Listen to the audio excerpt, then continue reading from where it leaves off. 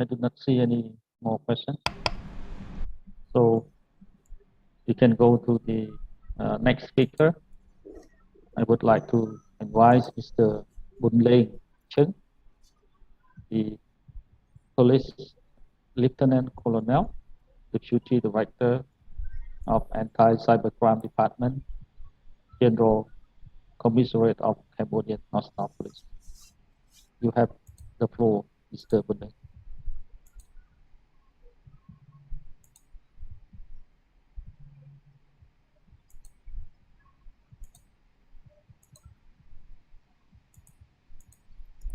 Just 1 second, please.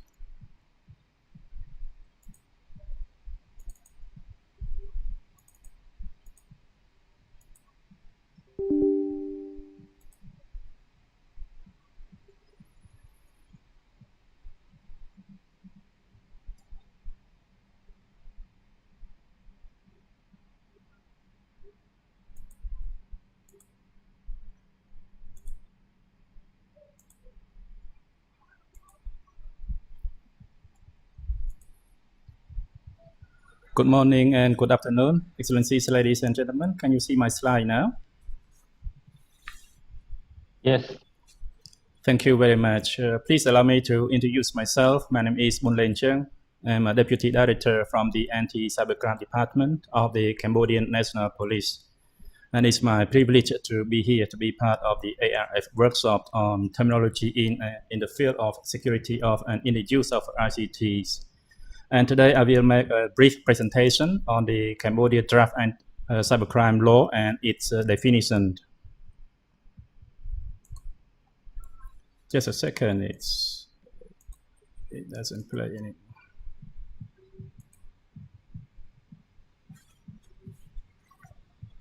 Yeah, I think when you show it in full screen, it just takes some time to show up. Yeah, coming.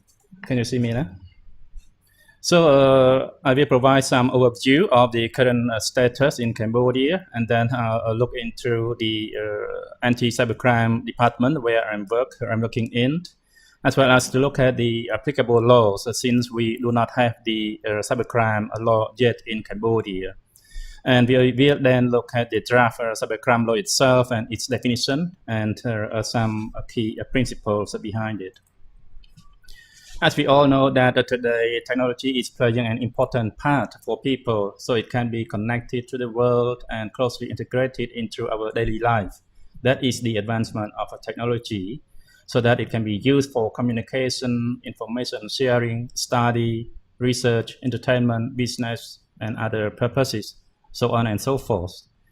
And in line with the policy of the Royal Government of Cambodia, we have achieved peace and development in almost all sectors in Cambodia, including in IT and telecommunications, with a greater progress, and with the ICT network covering almost all parts of the country. However, with the progress comes the opportunity for better actors. Some unscrupulous people use this technology for financial gain, or to spread false information and use it in a negative way, which can lead to insecurity, social unrest, and a serious damage to national security. And this is just some of the figure for you to see about the mobile connections in Cambodia, the number of internet users, as well as the active social media users in Cambodia, compared to the total population of around 17 million people. This figure is from January 2021, so it may need to be updated a little bit. But if you look at the mobile connections, it seems that it's over 125%, as we have 21.18 million mobile connections in Cambodia. We also have quite a large number of active social media users in Cambodia, which is around 12 million, which is around 71%. And for the anti-cybercrime department, we are under direct coordination and supervision of the Internal Security Department, which is also under the General Commissariat of Cambodian National Police. And for the department itself, we have 7 offices: the administrative office, the telecommunication security, research and development, financial crime-related technology, anti-social crime, digital forensic and investigation, and legal procedure office. Also, we have some offices in some of the provinces in Cambodia. In the middle, Phnom Penh municipality, that is where our office, our department is. And we have offices in Svay Rieng province, in Krachi, Siem Reap, Banteay Mean Chey, and lastly down to the coast, we have one in Sihanoukville.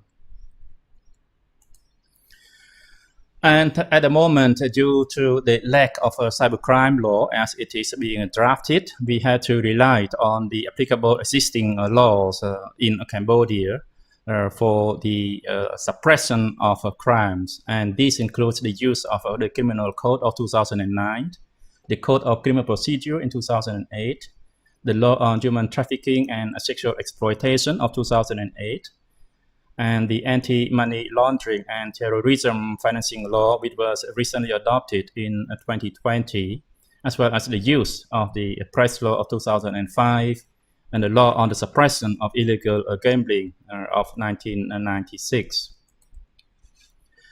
Now let me move on to the draft law itself. In its present form, the law covers 9 chapters, including 50 articles.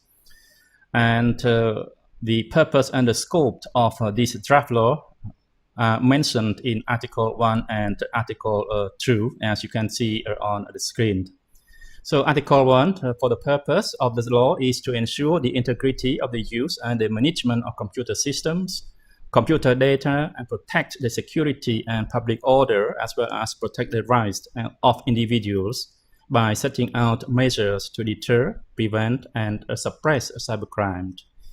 As for the scope, this law is applicable to any cybercrime committed within or outside the territory of the Kingdom of Cambodia, which in any way infringes the security, public order, or interest of the Kingdom of Cambodia.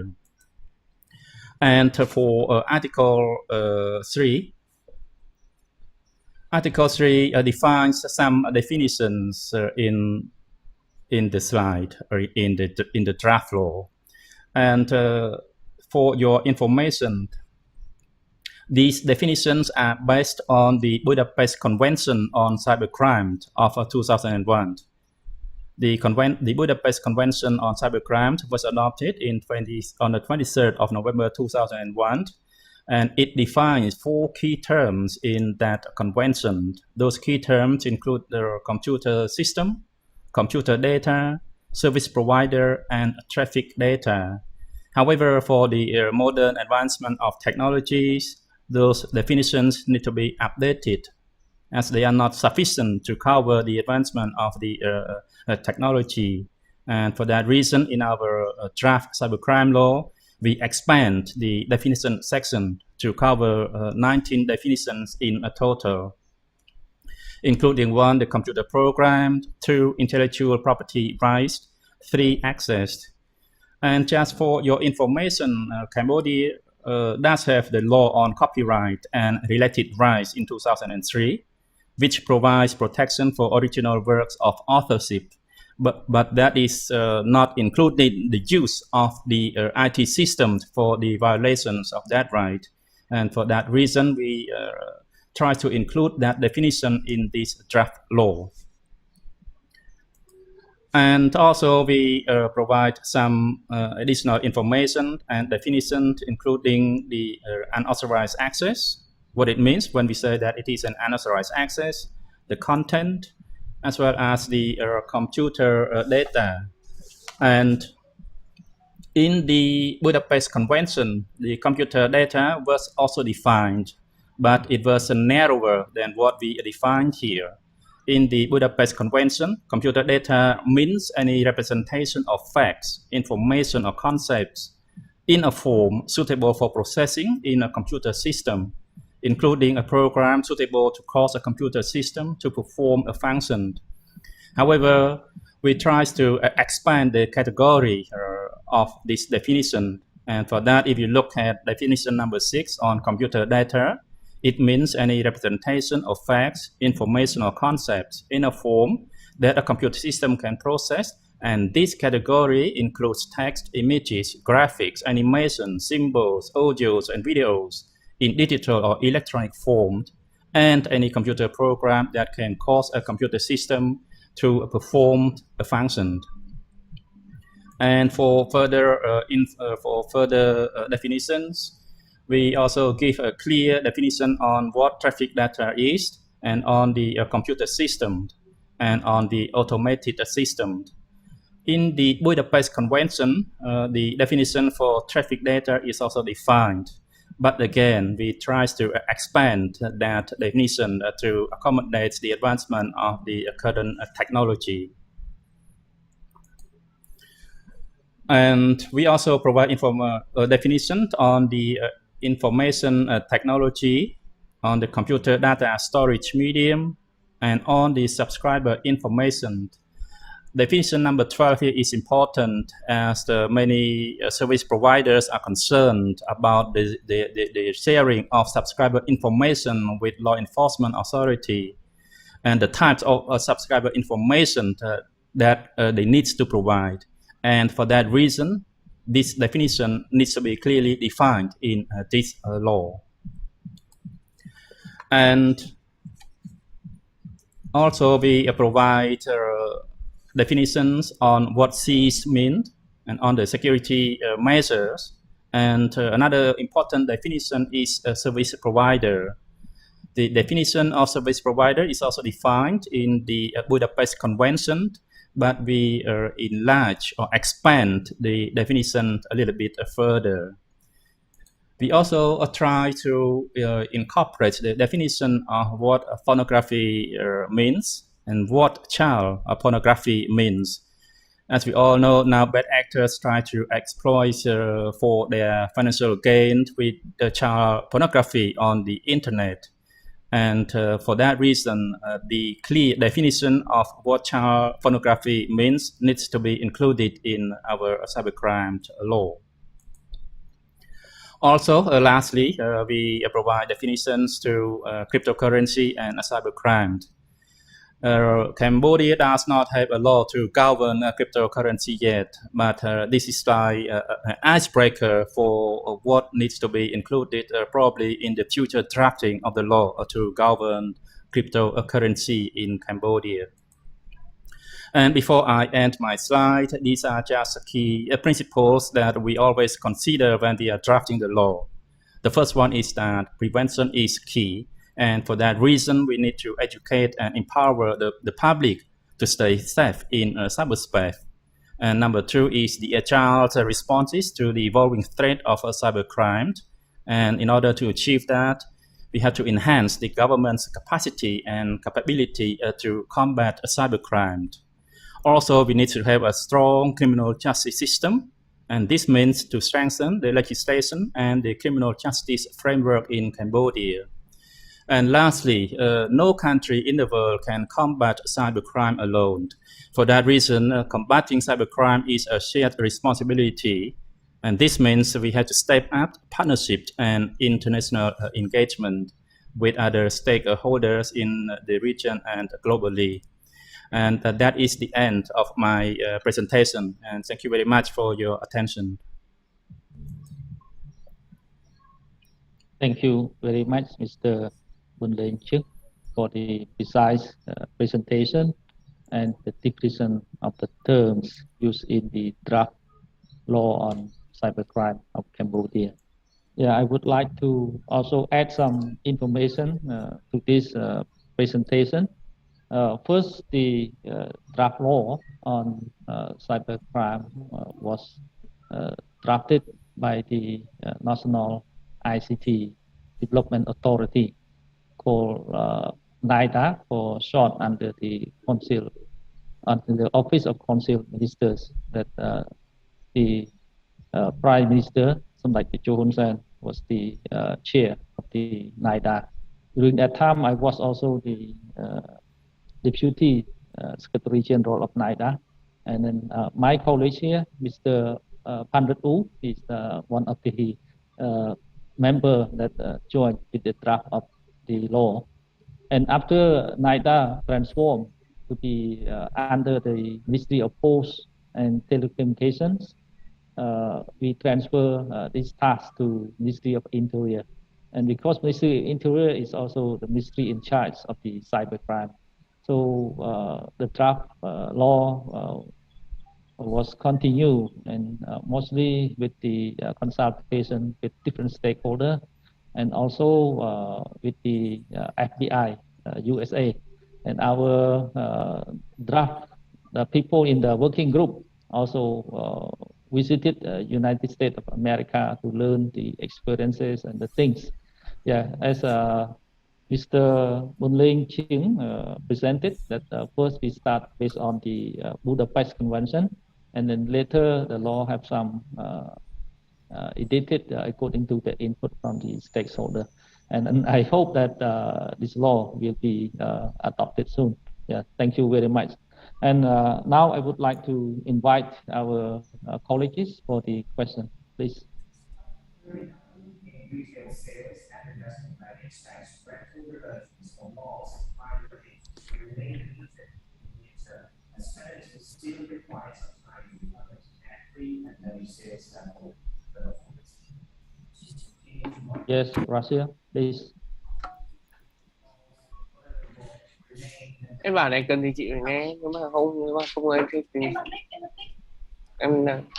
thank you very much for giving me the floor, and I would like to thank you for the presentation and pose one question. So actually you have demonstrated and discussed the definition of the cryptocurrency, and I just wonder whether you are discussing or considering a specific approach with respect to the malicious ICT activities related to cryptocurrency. So if you can please elaborate a little bit on this, I think it would be helpful for all the participants. Thank you. Thank you for the question. Now Mr. Woodley, please answer the question. Thank you very much for your question. And as I mentioned earlier, cryptocurrency is a new topic in Cambodia. It's a hot topic. And we do not have any law to govern the cryptocurrency. And for that reason, it is very difficult to talk about the crimes committed as part of the cryptocurrency, which is a decentralized system. So it is difficult. And in most of the countries, cryptocurrencies are not allowed to be circulated. And for that reason, since our draft law is deal with the ICT, and cryptocurrencies use the ICT for its operation. For that reason, we try to include its definition in the draft law, but the draft law itself does not deal with the extent of what cryptocurrency is or how it operates or functions in the cyber world. Thank you. Thank you, Mr. Bunling. And yeah, regarding this question, I would like also to add something that the current law of Cambodia, cryptocurrency is not allowed. Yeah, actually, we have some application for currency exchange, for the currency, for the transfer of currency from different financial institutions based on the use of blockchain technology.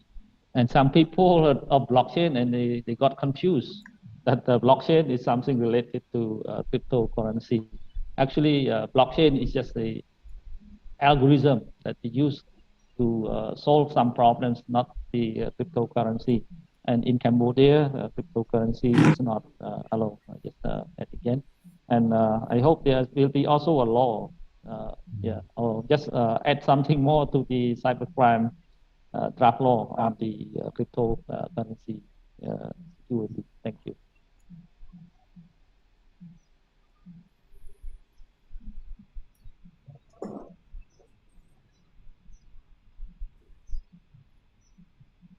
Any more questions, please?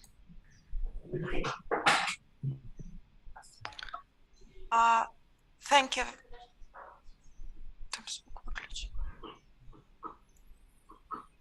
We do not hear you, ma'am. Thank you very much for your interesting presentation and for giving me the floor.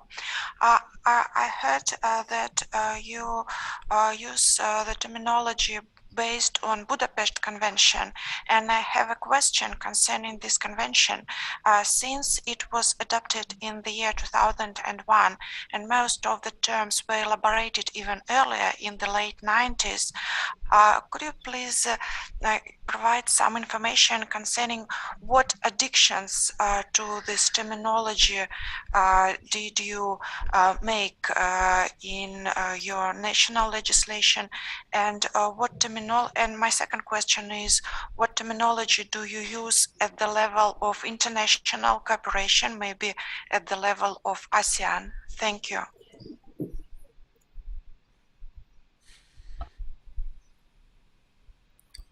May I respond? Thank you very much for the question. Yes, you are rightly correct. As Budapest Convention was adopted in 2001, so in terms of advancement, it seems that it's a little bit outdated. And as I mentioned in my presentation, our draft law is based on Budapest Convention, but it is not solely based on that convention. Although we actually use the 4 key terms defined in the Budapest Convention, we improved or expand those definitions. That is my answer to your first question. As for the answer to your second question on whether our law should include the terminology that may be used regionally or internationally, I think you are rightly correct again at this point in time. The draft law, before we define such a definition, we look at a raft of current cybercrime laws in the region as well as globally. We look at the law in Singapore, in Vietnam, in China, in Thailand, and several other laws in Europe. And we try to see the definitions that they defined in those laws compared to the Budapest Convention and compared to the current situation in Cambodia and what we foresee what may happen in the near future when the law is adopted. And for that reason, we try to incorporate all those definitions together, bear in mind of the interest of the security and peace in Cambodia. And for that reason, we come up with these 19 definitions as part of Article 3. So you may say that these definitions are not Cambodian definitions by itself, but they are based on the references to a whole bunch of other cybercrime laws in the region and globally, as well as based on the Budapest Convention of 2001. Thank you. Thank you very much for your answer.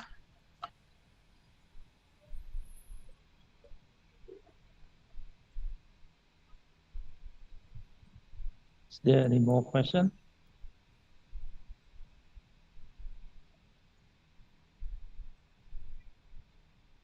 Russia, you still have a question? Because I still see the hands away. I didn't hear you. No more question? Yeah, I see no more question. So thank you very much, the speakers, and also thank you for asking the question.